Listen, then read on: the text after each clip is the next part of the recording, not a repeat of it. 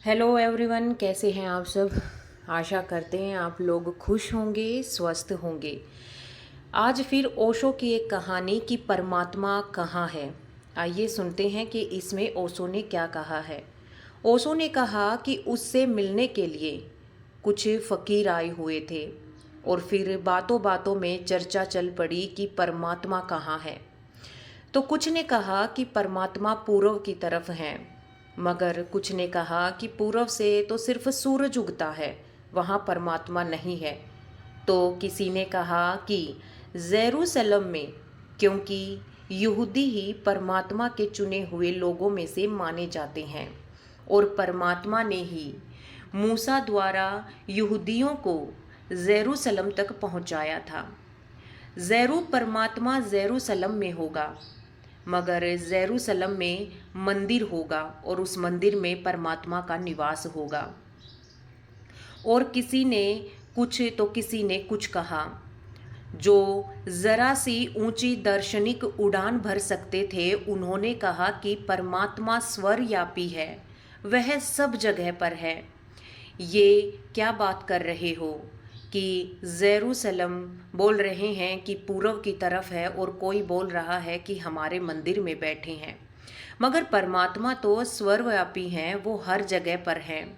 बालसेन चुपचाप सुन रहा था। बालसेन बहुत ही अद्भुत फकीर था, ऐसे ही जैसे पलटू, जैसे कबीर, जैसे रहीम, वो भी एक अद्भुत फकीर था उन्हीं की तरह। सब ने फिर बालसेन से कहा कि आप चुप हैं, आप कुछ क्यों नहीं बोल रहे, क्या आपको पता नहीं कि परमात्मा कहाँ है। मगर बालसेन उनकी बातों को सुन रहा था। फिर बालसेन ने कहा कि अगर सच पूछते हो कि परमात्मा कहाँ है, तो मैं कहूँगा कि परमात्मा वहाँ होता है जहाँ आदमी उसे घुसने देता है। वह बड़ा अद्भुत उत्तर था। अगर हम सोचने पर आए तो यह बहुत गहन विचार करने योग्य बात थी कि हम जहाँ परमात्मा को अपने दिमाग में, अपने हृदय में, अपनी सोच में जहाँ भी हम रखेंगे वहीं परमात्मा है। तुम घुसने कहाँ दे रहे हो परमात्मा को, ये निर्भर करता है। और अगर तुम परमात्मा से ही घुसने ही नहीं दोगे तो तुम अपने हृदय में उसे कैसे आने दोगे। मगर कौन उसके लिए शार्क खोलेगा। शार्क यहाँ पर द्वार की बातें हो रही हैं कि सिर्फ ये देखना है कि कौन मनुष्य अपने उन द्वारों को खोलेगा जहाँ पर परमात्मा का निवास होता है और जहाँ परमात्मा को अंदर आने के लिए और एक सही जगह पर बिठाया जा सकता है। और जहाँ पर भक्ति है, जहाँ पर भाव है, वहीं पर भगवान है। यहाँ पर भक्ति का मतलब पूजा पाठ या जोत मंदिरों में जाने से नहीं। उन्होंने भक्ति कहा है कि मन से निर्मल, सच्चा और मददगार इंसान भगवान का रूप होता है। लोग पूछते रहते हैं भगवान कहाँ है। लोग भगवान को देखने भी आ जाते हैं, मेरे पास आ जाते हैं कि भगवान जैसे मेरे पास बैठे हैं और मेरे पास दिख जाएगा। जैसे अंधा प्रकाश देखना चाहता है, जैसे बहरा संगीत सुनना चाहता है, जैसे गूंगा गीत गाना चाहता है। मगर बिना किसी की फिक्र किए मैं अंधा, बहरा, गूंगा, लंगड़ा बनकर बस जिए जा रहा हूँ। बिना किसी की फिक्र किए मैं उठ सकता नहीं, चल सकता नहीं, ना ही मैं भाग सकता हूँ। बस हम लोगों से पूछते रहते हैं कि ईश्वर कहाँ है। मैं उनसे कहना चाहता हूँ कि ये सवाल मत उठाओ, पहले ये बताओ कि तुम ईश्वर को कहाँ देखते हो। और तुम कहते हो कि तुम भक्ति कर रहे हो, पहले भगवान का पता होना चाहिए, तब तुम भक्ति करो। इस भेद को, ख्याल को अपने अंदर से निकाल दो कि परमात्मा मंदिर, मस्जिद, गुरुद्वारे या फिर आपको चर्च में मिलेंगे। परमात्मा का पता पहले से मांगने के लिए तैयार रहते हैं कि परमात्मा कहाँ है, और फिर कहते हैं हमें परमात्मा मिला नहीं। परमात्मा किसी जगह, किसी स्थान, किसी मंदिर, किसी कमरे में नहीं बैठा हुआ है। आपकी भक्ति से पता चलता है कि आपके अंदर परमात्मा कहाँ पर है। भक्ति की आँख से देखो तो आपको पता चल जाता है कि परमात्मा हमारे अंदर है। परमात्मा हर उस चीज़ में जो हिल डुल सकती है, उसमें, हर चीज़ में जो सजीव है उसमें भी परमात्मा है, जो निर्जीव है उसमें भी परमात्मा है। बस भक्ति की तलब हमारे हृदय में होनी चाहिए, उसकी तरंग हमारे हृदय में उठनी चाहिए। जहाँ भक्ति होगी वहीं भगवान होगा।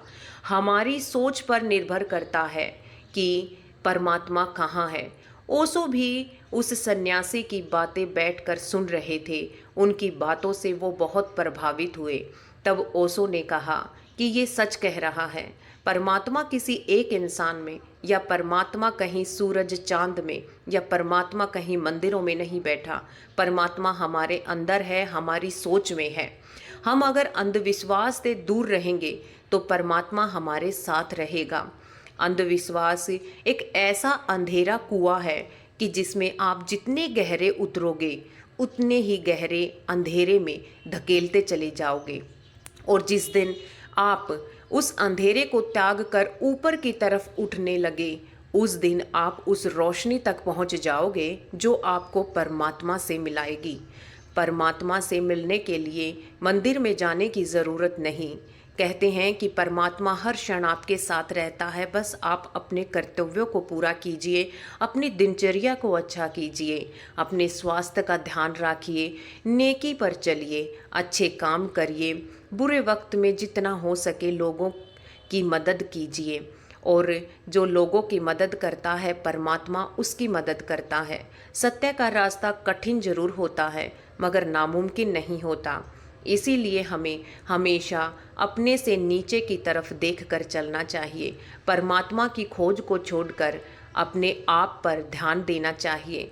जब हम ओशो कहते हैं इसमें कि आप लोगों को परमात्मा को खोजने की ज़रूरत नहीं है। ओशो हमेशा कहते हैं कि आप सिर्फ 5 मिनट अपना नियम बना लीजिए।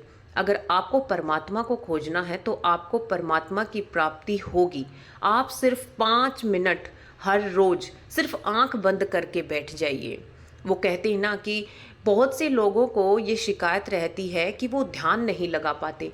ध्यान लगाने की ज़रूरत नहीं है, सिर्फ 5 मिनट बिना किसी शोर शराबे, फ़ोन से दूर आप सिर्फ 5 मिनट आंख बंद करके बस बैठ जाइए।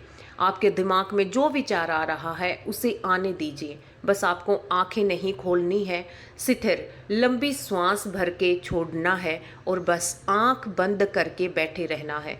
जो विचार आ रहे हैं उन्हें आने दो। अगर आप भटकाव आपके मन में हो रहा है तो उस मन को भटकने दो। जितने विचार आ रहे हैं उन विचारों को आने दो। बस आंखें मत खोलो। 5 मिनट, सिर्फ 5 मिनट हर रोज़ आप ये अभ्यास करना शुरू कर दें। धीरे धीरे 5 के 10 मिनट और 10 के 15 और 15 से कब 1 घंटे तक आप बैठ गए। जब आप स्थिर बैठना सीख जाएंगे तब आप परमात्मा के पास हो जाएंगे। जब तक आप स्थिर नहीं बैठेंगे, अपने आप में नहीं झांकेंगे, तब तक आपको परमात्मा नहीं मिलेगा। तो परमात्मा कहीं भी नहीं, परमात्मा आपके अंदर है। और इन अंधविश्वासियों से बचकर रहें। ओशो हमेशा यही बात कहते हैं कि परमात्मा ने सबको एक सार बनाया है। अगर उनमें परमात्मा है तो आप में भी परमात्मा है। ये थी हमारी आज की छोटी सी कहानी। कैसी लगी प्लीज़ कमेंट बॉक्स में ज़रूर बताइएगा। मिलते हैं अगली किसी और शिक्षाप्रद कहानी के साथ। Bye bye.